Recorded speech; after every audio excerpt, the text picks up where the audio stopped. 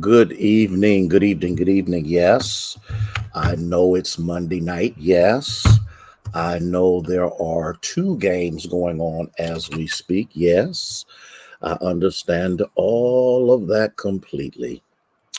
But as I had said, for those of you who watched the snapshot, that I would come back this evening and be on because I kind of need to share a little something with you. And I'm just going to kind of take my time. I see the game in Tampa is being rained on pretty heavily as the Eagles just intercepted. So I just wanted to get that out there. But uh, I just needed to explore something, and I think it's pertinent. I'm not complaining about it. I'm not getting bent out of shape about it. I'm not doing any of those things. I just needed to explore something. Good evening to you, Cora. Just to kind of make you go, for just a moment. Nancy, bless your heart for being here. And again, that's all it is. Just something to cause you, whether you watch it live or whether you watch it later, to make you go, I really need to think about this. I really need to ponder over this. I really need to pontificate this. I really need to see, where am I with this? Because I think it's important. Now, some people are not going to get on. And the reason they're not going to get on is because you see what I'm getting ready to talk about. Is in person church attendance on your short list or no list at all? Cecile Pat, bless y'all for being here on this evening. And so we're thankful to God for each and every one of you. And I know ain't no brothers going to be on here because all of them are watching the game, but they'll check it out a little bit later. Just a little something, just for a few minutes, um, just to give you something to think about. Something that makes you go, hmm, I think this is important. Okay.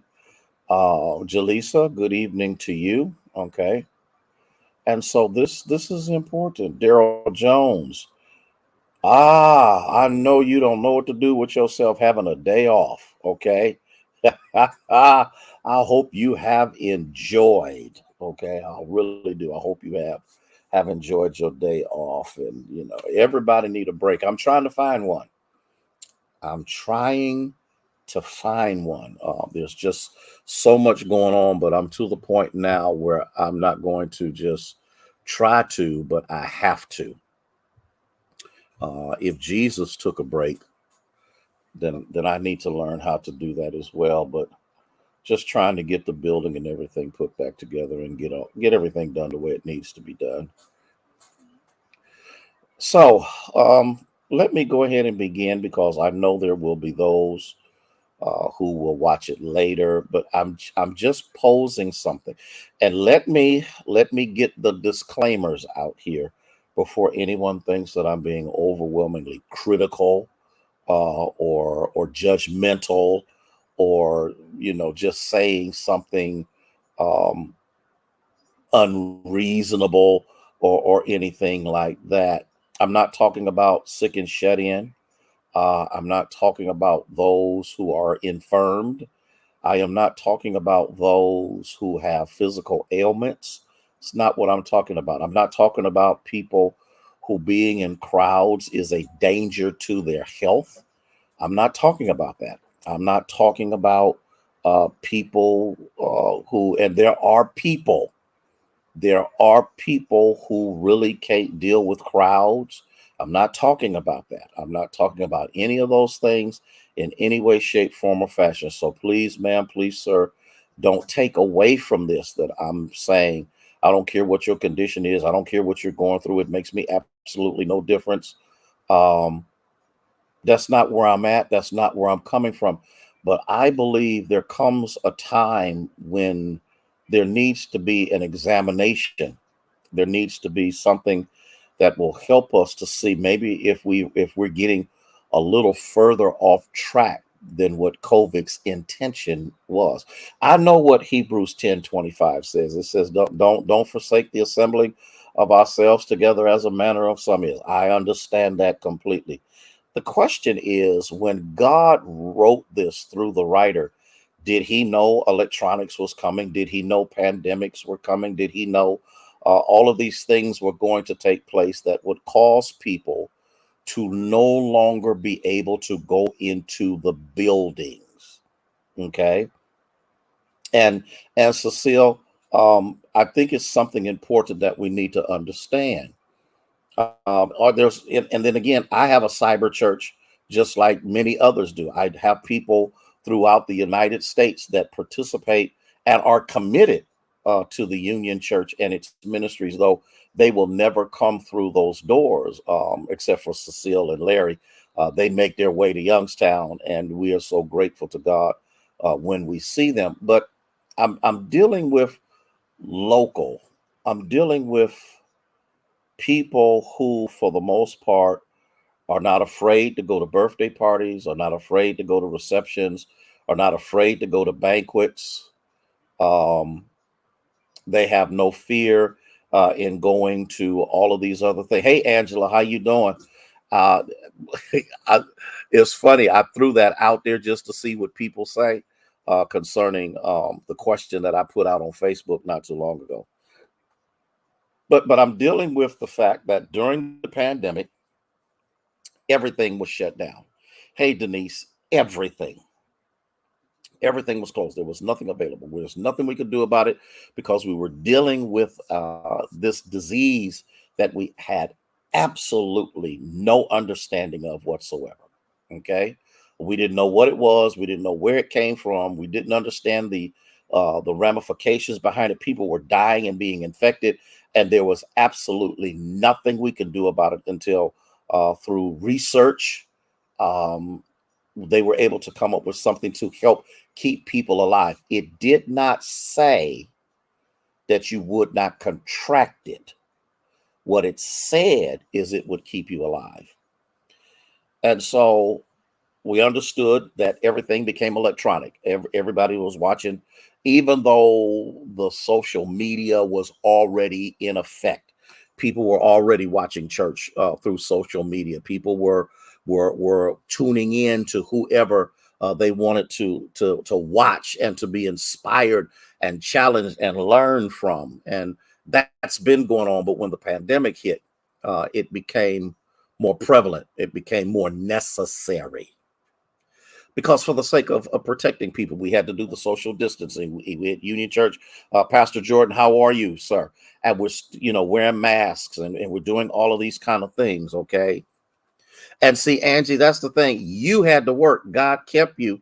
But there's something that I believe the enemy has done to work against us because in First Peter 5:8, he's a roaring lion seeking whom he may devour. And when we are not physically in the assembly, there are some things that we miss. Listen. I am not against electronic church. I am not. We have a tremendous social church. I'm not against that at all in any way, shape, form, or fashion. What I'm trying to deal with is, have we become lazy? Have we become lethargic? Have we become too sensitive, okay,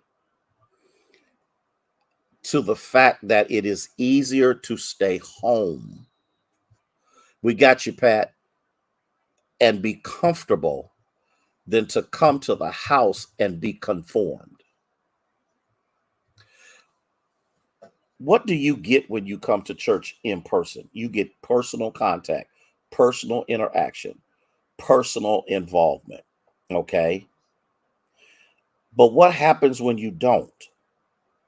When you isolate yourself, when the only thing you do, and our young people are notorious with these things. As a matter of fact, let me just go on and tell the truth. It ain't just young folk that's addicted to these things. And all of a sudden, we can't figure out what's wrong with us. We can't figure out why we're losing the ability to socially interact with one another. We're losing contact with one another. And so what the next thing you know, the enemy brings in discouragement, and because you're isolated and by yourself, you don't have anybody to encourage you. You have nobody to check and challenge you. Because when we come together, good evening, Minister Faye. When we come together, there is someone in that congregation, and I'm not talking about Union, I'm talking about the church in general, that can pick up on what the enemy is trying to do to you, and they will come again. Okay, they don't want to put on, I know, but guess what? As Cecile, they put on clothes to go party. They put on clothes to go to banquets. They put on clothes to go to concerts. They put on clothes to go every place else. I know you don't like me. I know you don't like me. No one goes to a concert or a reception or anything else naked. Nobody. Good evening, LaShawn. How are you, dear? Nobody. We put on clothes. I've watched people go buy clothes so they can fit in with what, and I am not against any of that.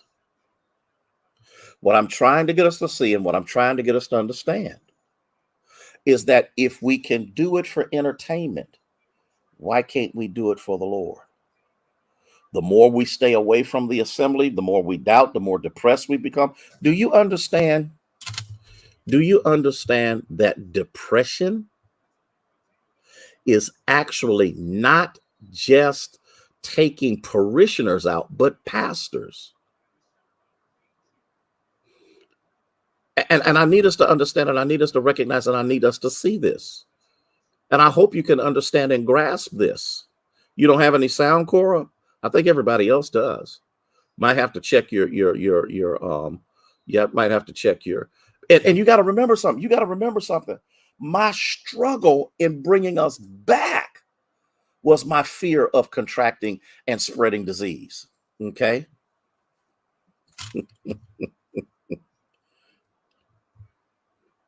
You're absolutely correct, my friend.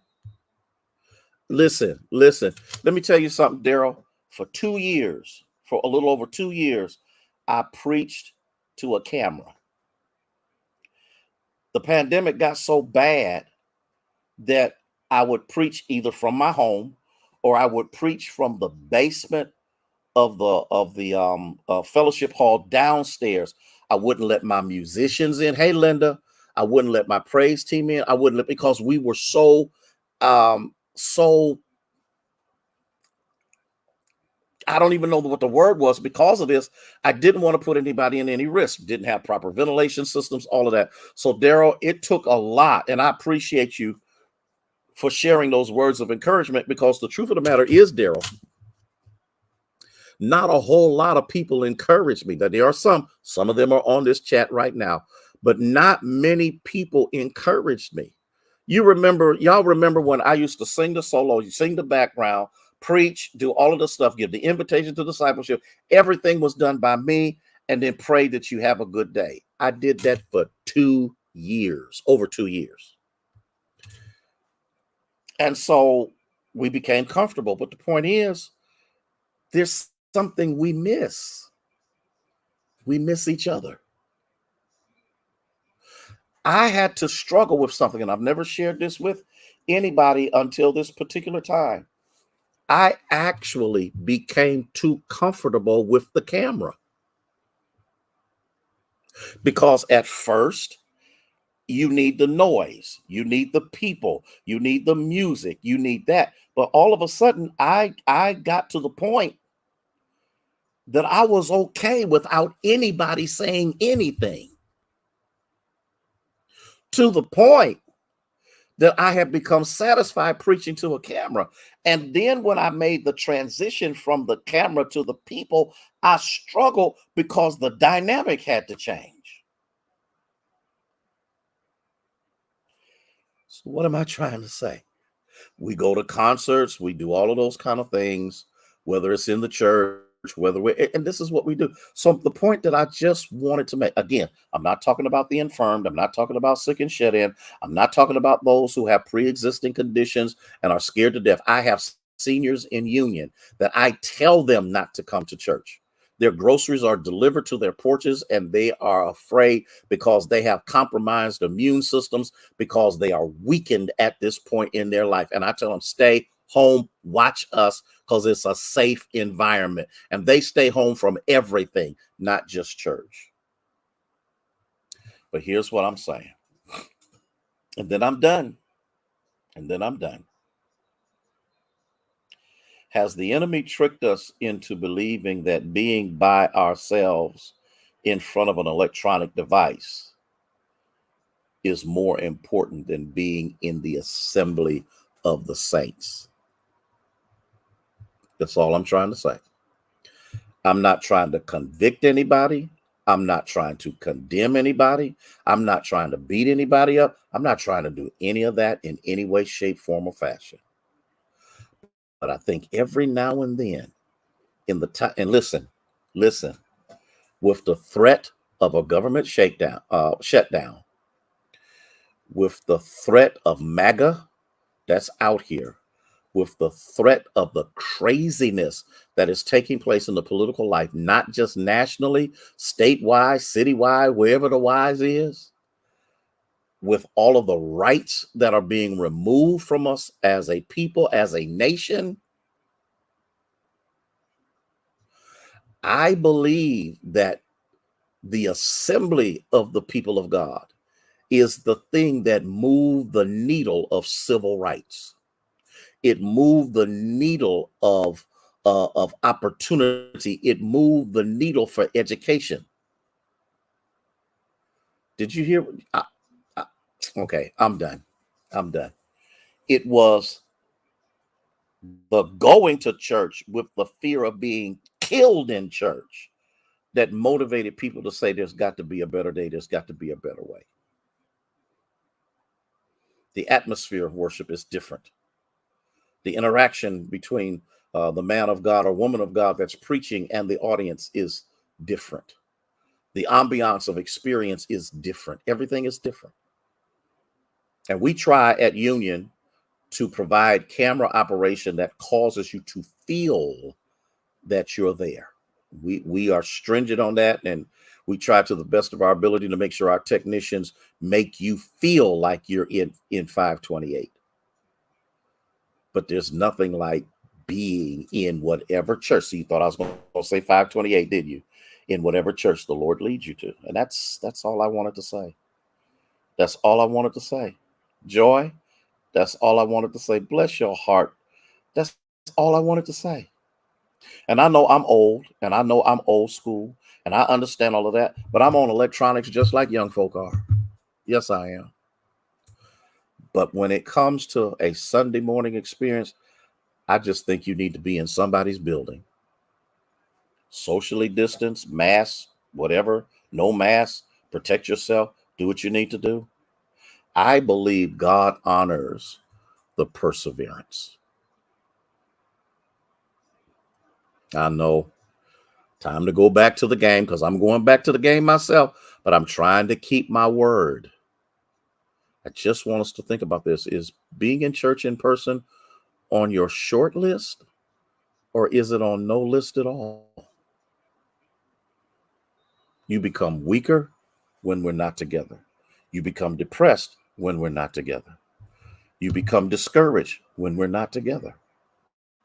It's something about seeing your brother and sister in Christ, even in a crisis or a struggle, that gives us strength. Y'all be blessed. Y'all have a great evening. Y'all rest well. Watch the game. I don't care who win, who lose, or whatever.